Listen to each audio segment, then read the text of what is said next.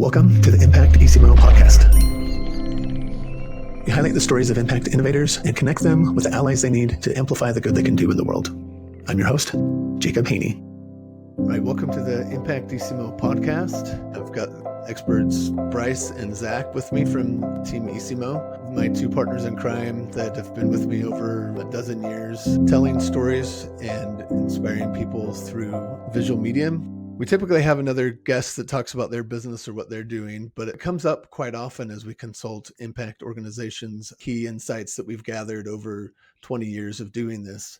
And so today we're going to jump into one of those. One of the challenges with organizations that focus on impact is often they're not good at tooting their own horn, but sometimes it's also they feel like their cause is so important that they have to foreground themselves and really talk and focus more about what they're doing. And sometimes that might not be as effective. There's sort of this counterintuitive idea that by not talking about yourself, by not focusing on yourself as the brand, you actually get more visibility and more traction by creating more of a banner that people can wave that's about a higher principle that stands for something bigger than just your company. So let's dive into that general idea though. Yeah, sometimes I think like the temptation is often, we have this objective, we have these things that we need to get done or sell or raise this amount of money, and your objectives, you start focusing on what do I need to get done, what do we need to do as an organization, instead of like really focusing on stepping back and like what are we all about and who else believes in that same kind of thing. And then if you're creating content with those bigger principles in mind, like you're starting from a point of being able to connect with your audience or a viewer in a different kind of way. If you think about an audience, right? People want to be entertained, they want to be educated, they want to be inspired. If you give them something that feels like entertainment and inspiration and education and feels like something they can call their own and say, yes, I believe this, I care about this speaks to me, and share it with somebody because it's something that would resonate with them, you're obviously going to get more people to watch it and share it than something that feels like a commercial, right? Like nobody wants to send your ad to their friend, right? Somebody wants to send a powerful, moving video that touches their heart and makes them feel something and reflects a value they share and educates them. They want to send that to their friend, right? They want to use that in a conference or a meeting, or they want to open a talk with it or whatever, right? So if you create something that centers your values and where your brand isn't hardly visible at all, people are going to share it, right? And you're going to ride the coattails of that. I think that's the fundamental principle, is like leading with something that just creates utility for your audience, a manifesto for the values and principles and ideas that animate what you do. Every piece of content is going to be a little different. Like, not every piece of content is going to have the same objective, but what Zach is talking about, you can have really effective media that connects with people in really powerful ways by just stepping back and, putting the brakes on that temptation to just out the gate, like what's the fastest way to explain to people why we're so great or what we want to accomplish. In some ways, it comes back to like your Simon Sinek start with why sort of principle, right? It's putting up a banner really clearly about what you care about and what you value and who you are, and the people that share that value will come to you. But it also helps solidify those ideas in their minds and solidify those values in their minds, right? Like, and so it's not just reflecting what's already out there. In some ways, it's also like moving it forward and shaping that narrative. That creates community, right? It creates like community around shared values. And then that facilitates like the other behaviors that you want to generate, like engagement with your cause or your organization. Yeah. If you're focused simply on that one transaction and optimizing for one transaction, you're not building the kind of loyalty and trust and relationship that you need for long-term engagement. Yeah. It does seem like right now, especially like there's a big trend towards MarTech and measuring all of the clicks and eyeballs and conversions, and not ignoring that, but sort of saying, hey, there's something actually beyond just like the immediate transaction of did somebody download my white paper or buy my thing or, fill out a form. And I think somebody that has that mindset might see this as like, oh, that's foolishness, you know? So what are some examples or more of a manifesto that's about planting a seed and like inspiring that community and inspiring those paradigm shifts for people? To me, I think kind of immediately you have a brand like Patagonia, who was really, really foregrounding what they cared about. That was the priority, to the point that they were saying, like, we don't want waste, so we want you to come in and we'll repair like your old gear so you don't have to buy new gear, which seems really counterintuitive for a company who's selling gear. But because their value was clearly like authentic and it was prioritized over everything else, there were people who found and created a lot of loyalty with them because they believed in what they believed in. And it's not incidental to their growth and becoming popular and becoming like a big brand.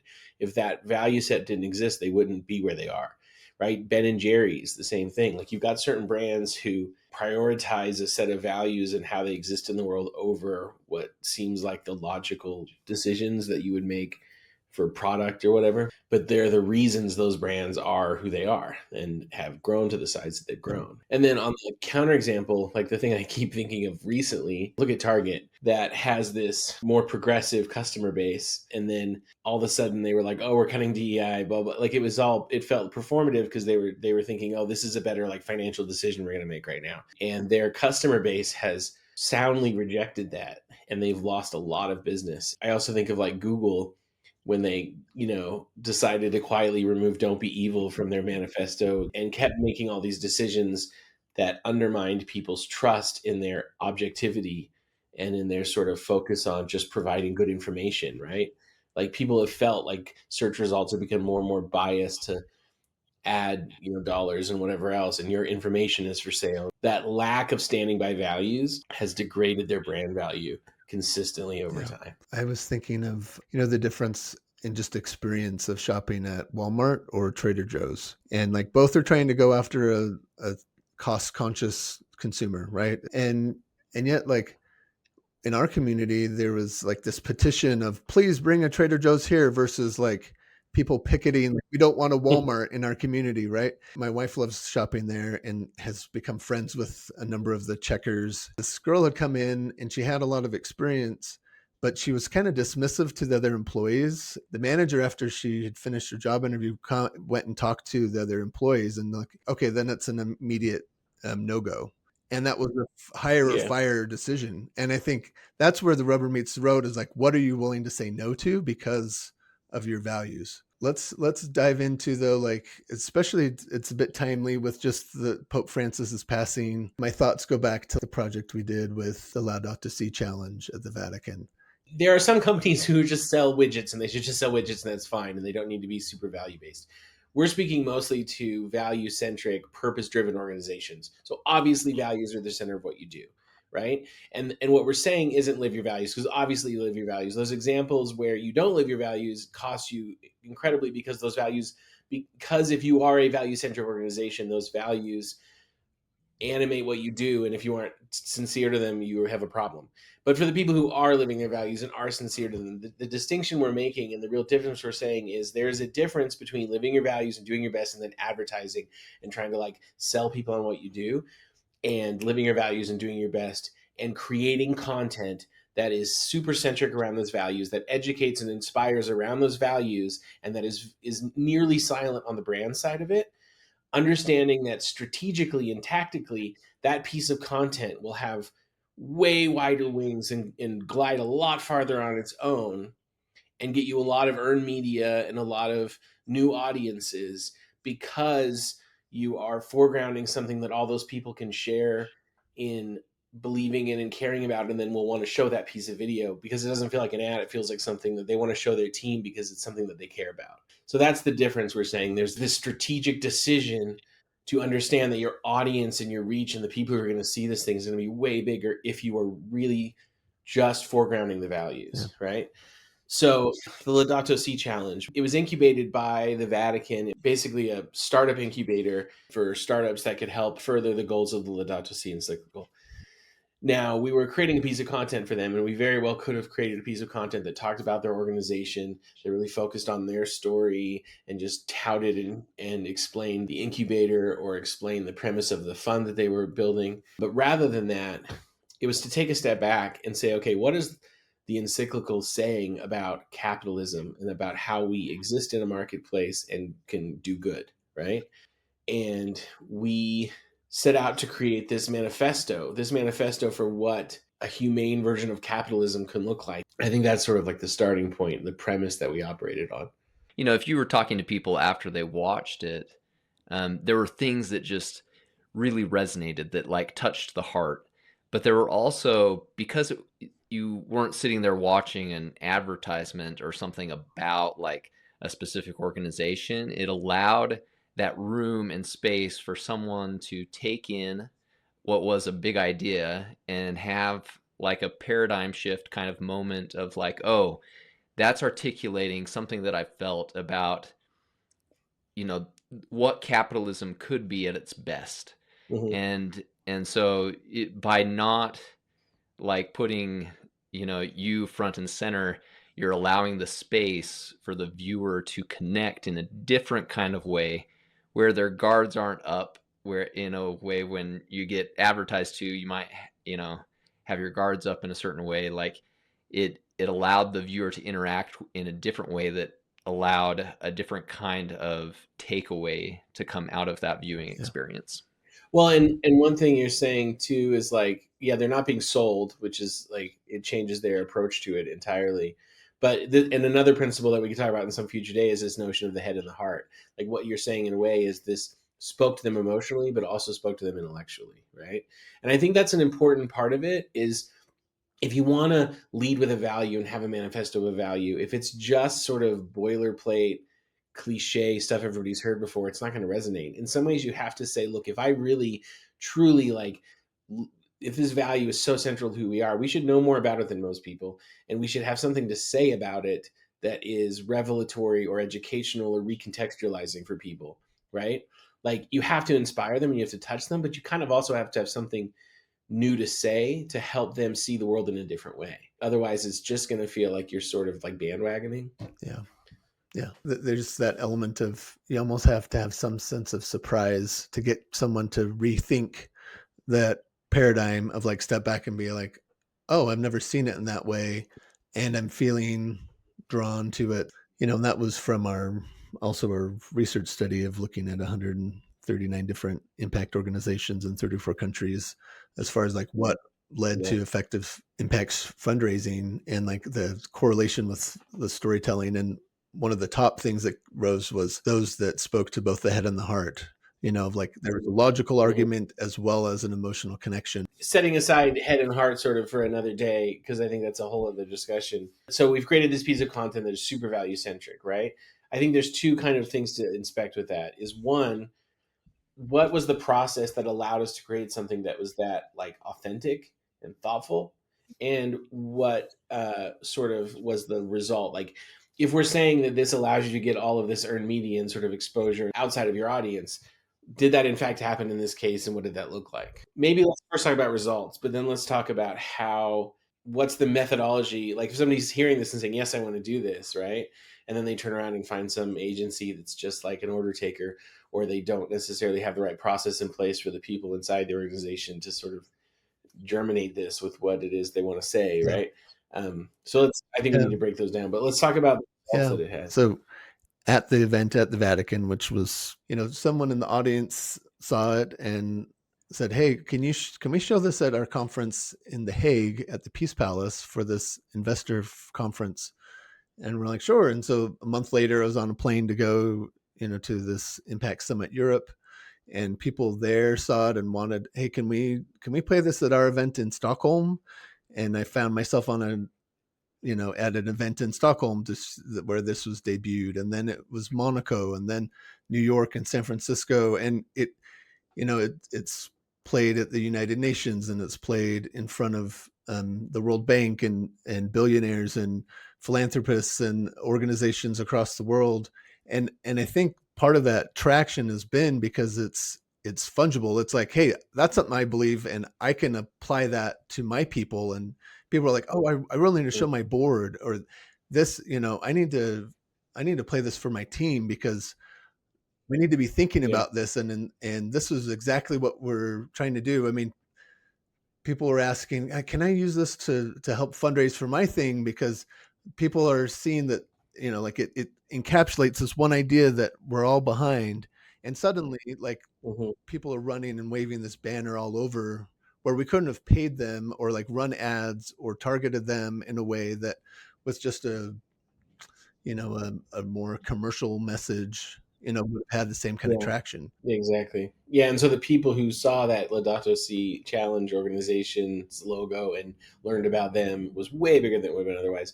And we've had other instances of that. There was a sort of a business networking community that we made a video for that was just a manifesto and this idea of like slowing down to speed up and taking a moment to like regroup and contextualize out of the rat race or whatever. And that piece, again, with nothing but the logo for the organization at the end, was asked to be used at like a Harvard Business School event and a church function and a LGBTQ function. Like the breadth of political ideologies that saw it and said, "I believe that and I want to use it," was like shockingly and humorously wide, right? And it got used in a ton of different places. There was another piece that we did for a storage company, right? For extra space storage. The whole principle of it's storage, right? That's not terribly sexy, but it was what do they value and what do they really care about? They want to be there for people in times of transition. So we made a video that did that in practice.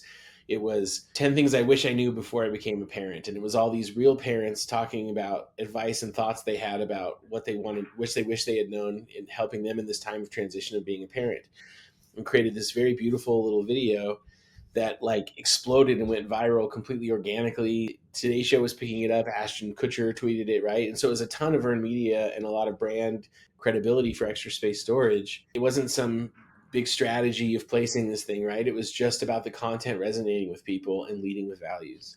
If someone was trying to apply that as, okay, you've got my attention, I would love to get that kind of earned media or have that exposure on my on my brand values and kind of ride along.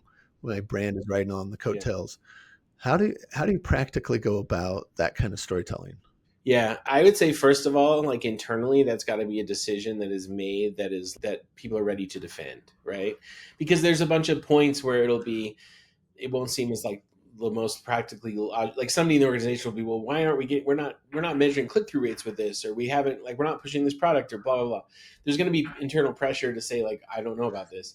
So I think in some ways it has to be a decision that's made internally that people are ready to like run with and believe in, and that has to be met with that internal conversation of like, not just what value do we want to hold up because we think it's popular and what people want to hear. It's not about that. It's what do we actually deeply believe in here that we would love to see happening more in the world if we saw nothing else from this other than that. Like, what value do you care about and believe enough that you want to advocate for and teach about and inspire about in such a way that behavior gets increased out there in the world, even if nothing comes back to you? All truly like value-based behavior, if it's about you, it's not going to work. So you have to say to yourself, what do we want to teach and advocate for and share, that if we increase that value out there in the world and nothing comes back to us, we will be happy that we did it, right? And so there's a specificity to that. There's like, what do we want to teach? What insight do we have living this value that we can offer to the world that's like truly a nugget of insight, right? I think that's number one. And then I think there's this issue of like, who's going to help you create that vision. But I think that's a really important thing, is to find the right partner who understands the goal and who can truly inspire and educate and move people and create something that is like befitting of what you want to do. This can be at all sorts of budget levels. This can be in all sorts of forms. The real challenge is being really thoughtful and clever and creative about how do you truly embody the thing that you want to teach and inspire about in a form that is befitting of it and can like do its service, Yeah. So having an outside perspective, whether it's an engaged agency or just, someone that can give you honest feedback, but of like, we think we live these values, or this is the most important thing. And they might be like, Do you, or is that the most valuable thing for your audience? So I think that could be just with whatever route you go, even if you do it internally, be sure that you get some outside perspectives before it's sort of fully baked, you know? Another way that a piece of content like this can be valuable, and I guess some of the things that we probably have heard from organizations that we've made content like this for, is just the value that that has internally at the organization as well. Like, as you articulate what you're really about within the organization, you strengthen how people feel about where they're at and what they're all about. Like, it's a really powerful thing to, I guess, just increase the engagement and loyalty of people within your organization as you stake that claim of who you are and articulate it in a powerful way. Yeah. Speaking specifically of Laudato Si, we made this decision early on that, like, okay, what we're talking about is sort of how people interact in this system and how we treat each other and whatnot. And so we made the decision early on that the visual content of this should reflect, sort of life being lived all over the world, right? And so we filmed in Morocco, we filmed in Rome. We had footage from some previous projects of ours that were in Southeast Asia, in the United States, because we wanted to sort of reflect the world, right? But the ways in which we interacted with each other was really important. So I remember there was a day we were filming in Rome, and this is where it comes to, like, I guess the central point of this is you need to have creatives or whoever is helping you make this, who not just like understand what you want, but like share and care about a value as well. They have to give a piece of their heart to this thing, and it has to like be authentic, right? And so I remember when one of our shoot days in Rome, we were near the Spanish Steps in Rome, and we were filming, it's this area filled with these very high-end retail shops, and everybody's going along, and there's lots of tourists and whatnot. And so there's this weird contrast of like these high-end retail shops and homeless people on the streets. And that's not unique to that spot in Rome. That's everywhere. But there was this one moment that really caught my attention. And instead of moving on like we normally would do, we sat there and filmed this one thing for like 30 minutes, waiting for just the right moment. There was like a public utility trash can on a pole. And the way they have their trash cans, there's just like a metal ring with a bag hanging from it. There's not like a can around it. And the bag was broken. And so you've got all these tourists on their phones and everything, and people in the area shopping and walking around, and they'll come up and drop their trash in this bag that is essentially just a fiction, right? They're just dropping their trash through a ring that's just falling on the ground in a pile, right? Because there's no bag, it's broken. And everybody can see that it's broken, but they're still just like enacting this behavior. Oh, there's a trash can, I'm going to throw it away. I guess that makes me responsible, as they just watch it fall on a pile in the ground and kind of spread around. And the sort of symbolicness of this behavior of like not sort of, in some ways, how capitalism is, we think a selfishness that we're doing in the immediate moment will somehow create non-selfishness in the aggregate later, right? And it became this sort of symbol of the what we were talking about in the film. And so it's like it's being attuned enough to like the thing that you are trying to say, to like recognize. So that wasn't something scripted or planned or whatever. It was something that we saw and we said, this is exactly what we're talking about. And we took the time to get the right moments of it, right, to reflect in the piece. We talked to the organization a lot and the things that they valued and what they wanted to say, and we really listened to them. And when they talked about tone and kind of the tone they wanted it to have, and we read through the Pope's encyclical multiple times. For me, writing it, there were things that like had stuck in my head for a long time that was easy to draw from things that I was like personally passionate about to put into it. One of which was this notion that we say capitalism in this like generalized way, and we talk about Adam Smith and everything. And it's like, there's a difference between corporate capitalism with a capital C, and markets, and how markets function, and the invisible hand, right? And so in some ways for me, writing this piece was like the frustration of feeling like people conflate these two things when they are very different things, and what they're capable of is very different. And then the other aspect of it, kind of paired with that felt like animating for me, was this understanding that like these systems, yes, it has greater potential maybe for harm or good or whatever around the margins, but they all essentially reflect the character and the impulses of the people that are filling them up and animating them, right? So in some ways we want to blame the system, but the system is a reflection of our decisions and our values, right? I think capitalism with a big capital C makes it hard for us to make good decisions, but markets are just a way for people to organize and make decisions in the aggregate. And if those decisions are destructive, they're destructive because that's a reflection of of our priorities and values and short-sightedness. And so in some ways, I don't know, in some ways for me, the piece always has this double-edged sword where it feels really like inspiring, but on the undercurrent, if you want to pay attention, it's also telling you that if the system sucks, it's because we do, right? And maybe it's time to fix that. And that's that whole notion of think a new thought. It's time for us to like stop assuming that our selfishness will create good and assume that if we treat each other with respect and kindness and we treat our planet with respect and kindness, then good things will result, right? Yeah, I think about like that, and that's not every organization has the stomach for that kind of work. I mean, it takes leadership, and to have thought leadership, you actually have to have leading thoughts. Like you have to have innovative or like insights that aren't, just like you said, pablum or cliche, but that are Yeah. actually like and leading people forward in a direction that that might be a pivot from where they're currently going. But that's what leaders do, and thought leaders do. And it's not just if you have a following, and it's not about being an influencer. It's about who is leading the thought of an organization or a movement. And I think those that can put a stake in the sand and say, this is what we believe, and here people rally to this, like are the ones who will lead markets and that are seen as the change makers, and not just laggards or not just following the crowd, but Yeah. that are but it takes courage, and that takes like to put yourself out there and to say, hey, we can do it differently, and come rally to us. And we don't care if you're a competitor or a peer, whatever. Like if everyone behaved like this, the world would be a better place. If you truly are value centric, that's the starting point. Then you have to say, what do I really want to say and what do I really want to share with the world that actually has value and utility and can give them something they don't already have and teach them something they don't already know. And if that happens, I'll be happy if nothing else comes of it, right? And then you need to find a partner that like believes it with you.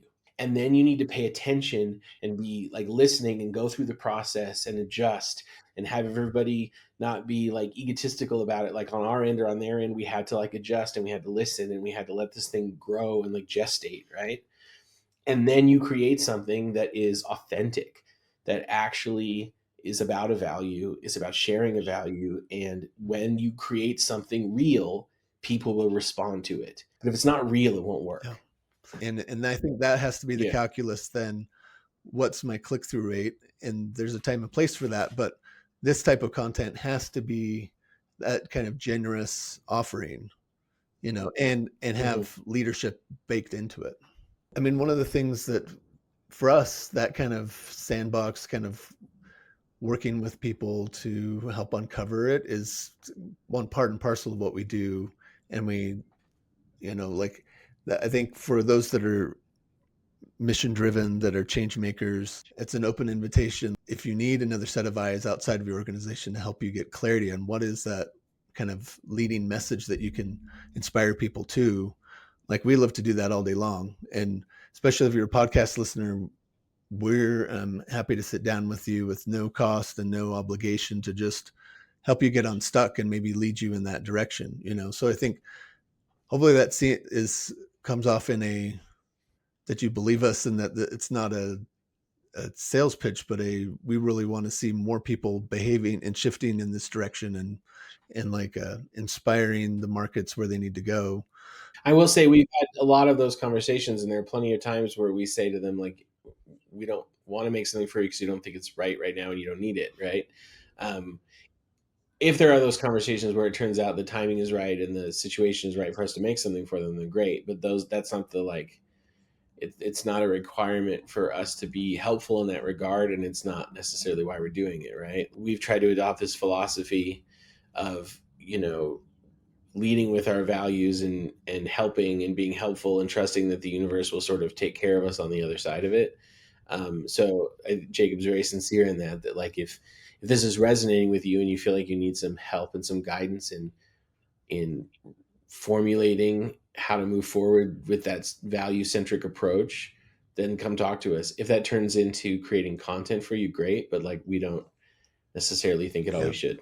I think that's how David's can defeat Goliath is actually having like the right story told in the right way, in a powerful way, can really help set you apart, especially where change makers are chronically, the underdog or trying to do so much with so little. I think one of the ways you can get more leverage is by having a more impactful story.